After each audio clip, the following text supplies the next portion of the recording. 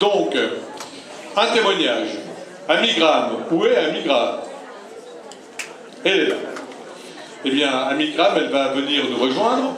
Et elle va venir nous rejoindre avec qui? Avec Sophie. Sophie, elle est où? Elle arrive. Elle est là. Alors, je vais d'abord vous présenter Sophie. Alors, Sophie qui arrive, voilà, est dans l'équipe du Coren depuis quelques mois. Je pense qu'un certain nombre de personnes dans la salle l'ont déjà pratiqué et rencontré sur le plan professionnel 100 ans. Sophie s'occupe, dans le cadre d'un CDI, de deux grandes missions. La première, c'est de promouvoir et développer ce qu'on appelle les grands événements dans la nouvelle Normandie réunifiée, que ce soit en CSO, en dressage et dans toutes les autres disciplines sportives qui nous concernent. Qu'est-ce qu'on appelle un grand événement? Bien, c'est globalement les 3 étoiles, au moins les 3 étoiles. Et Sophie s'occupe également de la constitution, de l'animation et du développement du team Normandie. On en reparlera tout à l'heure lors de l'Assemblée générale.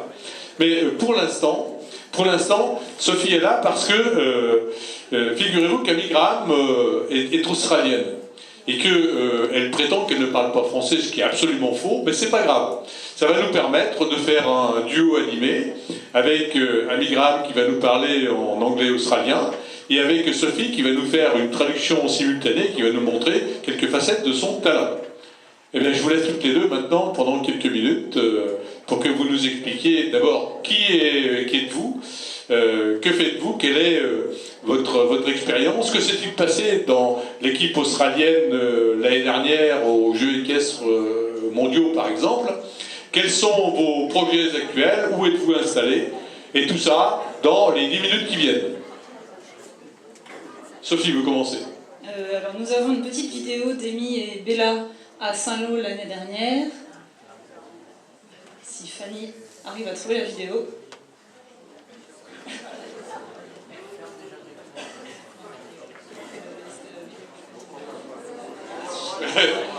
Fanny a des qualités, mais je pense que le Word. On va lui apporter de l'aide. Ah non!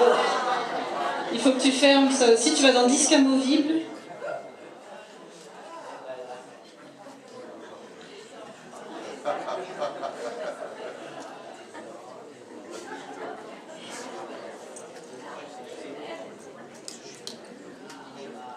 Non, c'est pas ça. Ferme ça. Tu vas en bas dans le dossier. Ferme ce truc-là. Voilà. Tu vas en bas, encore, à droite. Là, le troisième petit fichier. Voilà. Clique. Oui, dossier, voilà. Clique, disque amovible. Alors, je ne sais pas lequel c'est. Essaye. Eh ben non, c'est l'autre. Celui du dessus. Disque amovible, voilà. F, et voilà. Bravo. Et tu mets en grand, double clic. Voilà, donc Amigram et Bella Baloubé à Saint-Lô.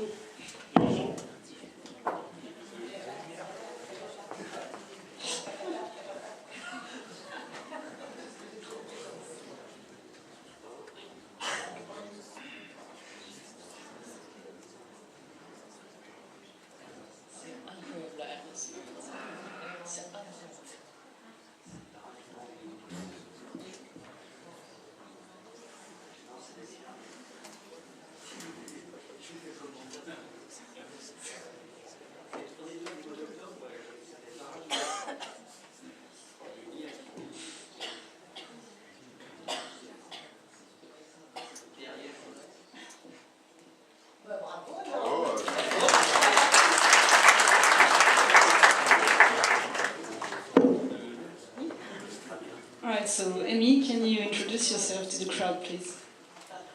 Yes, hello everyone. Amy Graham, coming from Australia. First, I'd like to say I'm really sorry my French is not good enough yet, but if I ever have a chance to speak here again, I promise. It's a big promise, but I will speak French. So thank you for inviting me here tonight, and I hope I can answer your questions and give you some interesting information. Donc, je crois que vous avez tous compris. So, what made you come here in Normandy? A lot of people ask me that, and the first thing to say is, why not? Normandy is a wonderful place to live. But I think probably two main reasons is one of my biggest passions after the sport is young horses. So for me, Normandy has produced and bred, many top level jumping horses. Obviously, first I'm jumping, so that's the most important. And secondly, because I think one of the biggest factors in producing and training and maintaining Grand Prix level horses is the horse management. So being in Normandy, I think the horses have some of the best way to live. Obviously you have amazing grass, fields, space, everything you need to keep the horses happy and at the maximum level. And that's why I chose to have a property here. Bon, alors, elle est venue en Normandie pour deux raisons. Donc la première parce que c'est une terre d'élevage, elle le savait, ça l'intéressait de venir. En Australie, comme elle voulait continuer à évoluer, il fallait qu'elle quitte son pays parce que le top niveau là-bas c'est l'équivalent du 2 étoiles. Donc elle voulait venir en Europe. Elle cherchait plutôt en Hollande, je crois, au début, et puis elle a visité le Haraduri un peu par hasard et elle est tombée amoureuse, elle s'est tout de suite sentie chez elle. Donc ça, elle me l'a dit en privé avant. Ouais, c'est vrai.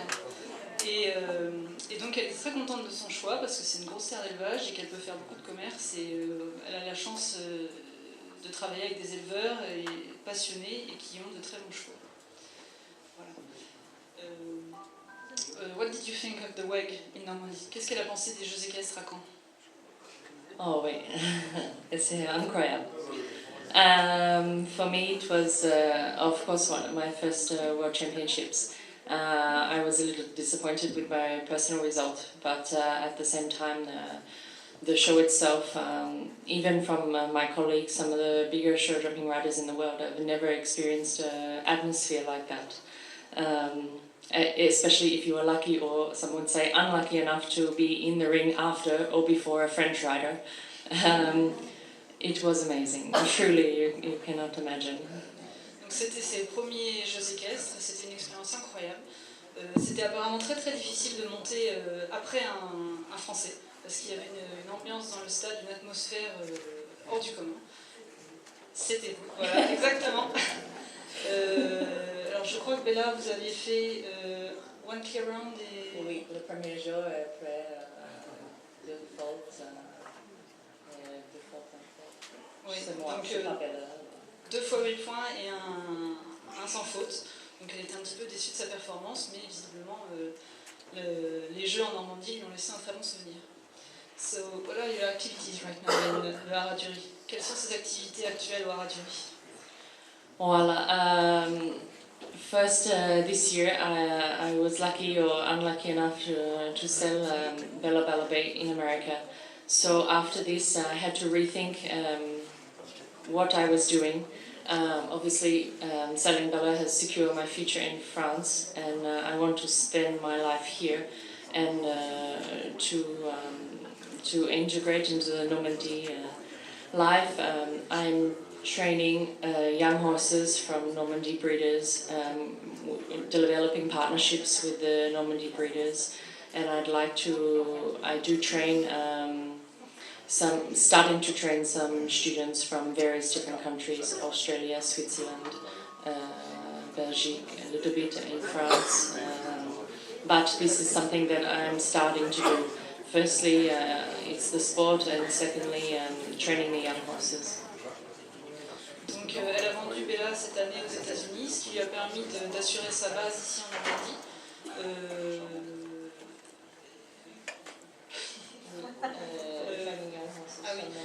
Ses activités pour cette année, ça a été surtout d'entraîner des jeunes chevaux. Elle cherche à se constituer son prochain piquet de chevaux internationaux. Elle a fait aussi beaucoup de coaching. Elle a accueilli des élèves de Suisse, d'Australie, d'Angleterre, France, Belgique. Elle est sur en compétition. Ah, et d'Inde aussi. Doing the jumping. Do you have a degree? A degree. Probably not as good as everyone here. Elle a un diplôme en Australie et il va falloir qu'elle passe l'équivalent pour pouvoir avoir le monitorat en France. Je lui ai posé la question quand même avant de l'emmener sur scène. J'ai pas été vache. What do you think of the French riders here in Normandy? Quelle est son opinion sur les cavaliers français en Normandie? It's a big question. It's a big question. C'est une grande question. Some of the best riders come from France. You can see in the world ranking at the moment, but I can't really give you a comparison or an opinion on the top riders, but I can say from the young French riders that I have worked with, either during work or have renting boxes in my stable or training horses with them, that they are, out of all the countries that I've been teaching, the most, it's hard to say, but like I was saying to you before, interested and passionate to learn more about how to train and produce the horses and how to improve their riding. I feel them for sure the most it's hard to say in English, how to translate, but every one of my French students is passionate and wants to learn and always listening and always attentive, and I think every one of those French students has come from a club, so I think that comes from you guys, teaching them not only how to ride but also respect and horsemanship and all of the things that come with that. Donc les meilleurs cavaliers du monde viennent de Normandie, il y en a 3 ou 4 classés actuellement dans le top 20. Ce qu'elle a vraiment remarqué en arrivant en Normandie et en travaillant avec des cavaliers normands, c'est que les jeunes cavaliers qu'elle coach sont les plus attentifs, les plus motivés et les plus attentifs à leurs chevaux, à ce qu'elle leur dit. Et c'est ceux qui sont le plus agréables à travailler avec. Donc pour ça, elle vous remercie parce que ça vient sûrement de l'éducation qu'elles ont reçue dans leur club. Et elle voudrait continuer ce travail auprès des jeunes parce que c'est vraiment quelque chose qui lui plaît beaucoup.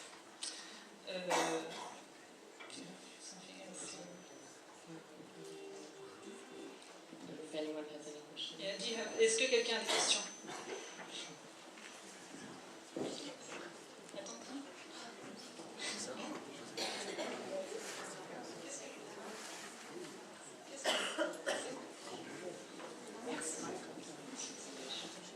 Bonjour Ami. Bonjour. La question que je me posais, c'est comment vous faites pour rester en contact avec l'Australie au niveau des sélections nationales, pour garder un contact et un bon contact spécialement.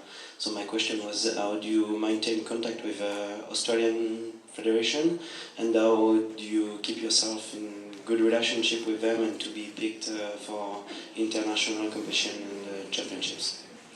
Well, that's actually one of the easiest part of what I do, because unfortunately, compared to France, Australia has a very small federation. Like the country itself, we're very young, so we don't have the depth that France has in every aspect of equitation, breeding, in all of the sport. So when it comes to being selected, Nations Cups, World Championships, Olympics, all of those things, in actual fact, I have a huge advantage if I should have such a horse again. In the moment we are preparing for Rio, we have been, we have a team that is qualified to go, but in fact we don't have the horses for the moment. So in that aspect, it's not difficult for me to represent my country. Of course, I continue to have daily correspondence with the Federation, with every aspect of, making my entries, on a small level. We don't have a system in the FFE where you make your entry online. I have to be directly in contact with somebody in my federation. So with daily correspondence like this, it's such a smaller club, federation, that it's not difficult to maintain. Donc la fédération australienne ne compte pas énormément de cavaliers, ce qui fait que c'est assez facile en fait pour elle de rester en contact avec eux parce qu'elle peut faire beaucoup de shows un petit peu partout en Europe. Elle est donc assez performante tout au long de l'année et puis au final c'est eux qui la suivent. Et donc ils arrivent à garder une relation assez proche. Et donc là ils préparent Rio, alors ils ont actuellement une équipe prête, sélectionnée, sauf qu'ils n'ont pas de chevaux. Donc ils cherchent à se reformer. Oui. Like, how is your day in Algeria? How is it like to train like a horse like Bella Baloui? Qu'est-ce que c'est exactement de préparer un cheval de la qualité de Bella Baloui? Bella?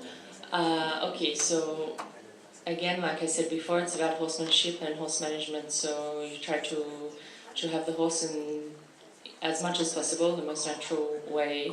I like them to go out of the box as much as possible. So Bella would have food in the morning, of course, clean the box, hand walking in the field, always ride before the field. Can lunge or go for a walk in the street during the afternoon. Always have hay 3 or 4 times a day. Food 2 or 3 times a day, granular. Then you have everything to manage: the blacksmith, the vet, osteopath, nutritionist, and then managing his transport program to the shows, his show program. And the days when he's jumping, a horse at that level, in my opinion, doesn't need to jump as often. If he's not in the show, maybe every 10 days. Donc pour les chevaux de cette qualité, ils ont un entraînement assez précis. Ils ne sautent pas toutes les semaines parce que c'est pas forcément la peine, donc juste tous les 10 jours apparemment avec Bella. Pour elle, c'était très important qu'ils puissent continuer à aller dehors, à aller au champ ou au paddock. Elle le montait avant pour être sûr qu'il soit bien étendu et qu'il n'aille pas se faire mal en faisant l'imbécile dehors. Il fallait manager tout son emploi du temps sportif, donc sur l'année, tout son emploi du temps avec les ostéopathes, le vétérinaire, le maréchal, le nutricien. Il était pesé, j'imagine. Did you wait sometimes? Yes. Yes. Oui, il était pesé. Donc c'est vraiment des athlètes de haut niveau qui sont suivis très très près et ça se prépare sur toute l'année. Est-ce que quelqu'un a des questions?